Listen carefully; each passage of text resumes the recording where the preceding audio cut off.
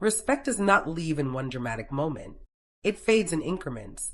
A slightly different tone, a shorter reply, a joke that lands a little too comfortably at your expense. You notice it, but you don't address it. Because nothing serious happened. That's exactly how it starts. Respect disappears when small violations go uninterrupted. Not aggressive violations. Subtle ones. An interruption you let slide. A delay that used to come with an apology, but now doesn't. A decision made without consulting you when you used to be included. None of these feel large enough to confront. But respect doesn't collapse from one event. It erodes from tolerated patterns. The first stage is familiarity without restraint. People who respect you maintain a level of carefulness around you. They don't speak recklessly. They don't assume unlimited access. They don't test your limits casually. When that carefulness disappears, respect is already thinning. Think about how interviews shifted around Keanu Reeves over the years. Early in his career, interviewers sometimes framed him as uncertain or awkward. Over time, as he became selective and less reactive, the tone changed. Questions slowed down. Interruptions became rare. He didn't demand that shift. His consistency forced it. Consistency creates gravity. And here's what nobody tells you about that moment. When you start covering for them, you think you're being the bigger person. You're not. You're teaching them. Every awkward silence you fill, every delayed reply you excuse, every sharp tone you absorb without blinking. You're sending a message they never asked for out loud, but received perfectly clearly. I will hold this together, even when you don't. That's the second stage. Over-accommodation. And it doesn't look like weakness from the outside. It looks like patience. It looks like maturity. It looks like you being the calm one. But here's what's actually happening beneath the surface. Think about how a dog trainer never rewards behavior they don't want repeated. Not out of cruelty, out of clarity.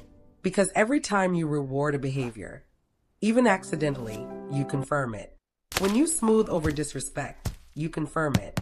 When you adjust your schedule to their inconsistency, you confirm it. When you laugh off what quietly hurt you, you confirm it. You just train someone to treat you exactly like this, without either of you realizing it. That's what makes this stage so dangerous. Not the other person. The pattern you accidentally built together. People don't respond to your feelings. They respond to your structure. And right now, there is no structure. There's just you, bending. Again, people respond to structure.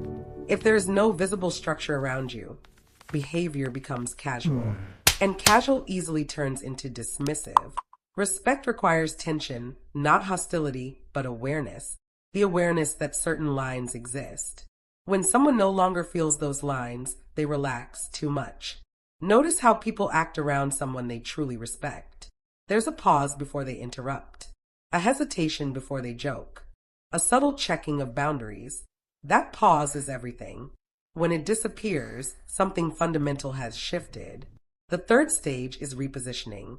You stop being a priority and start being an option. Your input becomes optional. Your presence becomes assumed. Your absence becomes unnoticed. No one announces this shift.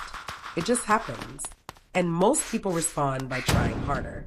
They become more helpful, more agreeable, more accessible. But increased availability rarely restores respect. It lowers perceived value. When Taylor Swift stepped away from constant public visibility during periods of intense scrutiny, the industry's tone changed. Not because she argued louder, but because she reduced exposure. Silence created recalibration. Scarcity changes perception. The same psychology applies in smaller rooms. When your presence feels constant and unconditional, urgency disappears. Urgency is tied to value. The fourth stage is testing. Not aggressive testing. Subtle testing. They respond slower and watch your reaction. They push a boundary lightly and observe your posture. They make a dismissive comment disguised as humor. They're not consciously plotting. They're measuring. Humans instinctively test the edges of every relationship. If the edges feel soft, they expand. If the edges feel steady, they stabilize. This is why respect often fades after you over-explain yourself. Explaining excessively signals uncertainty. Uncertainty invites evaluation. Evaluation changes hierarchy. Look at how Michael B. Jordan carries himself in interviews. He answers clearly. He does not overjustify. He does not rush to fill silence. That stillness communicates self-definition, and self-definition shapes treatment. When you define yourself internally, others adapt externally. When you seek definition from others, you hand them positioning power. Respect disappears when positioning power quietly transfers away from you. The fifth stage is normalization. What once felt slightly uncomfortable becomes standard. Interruptions become routine. Tone becomes sharper. Your time becomes flexible. And because it happened gradually, you question whether you're overreacting. You're not. You're sensing recalibration. The mistake most people make here is confrontation without adjustment. They speak up emotionally, but their behavior stays the same. Real recalibration is behavioral. You stop overcompensating. You stop absorbing tension. You stop volunteering extra energy to maintain balance. And suddenly, something shifts again. Because respect responds to posture more than words. Ariana Grande once shifted how she handled public commentary. Fewer explanations, more precision. The tone around her shifted accordingly.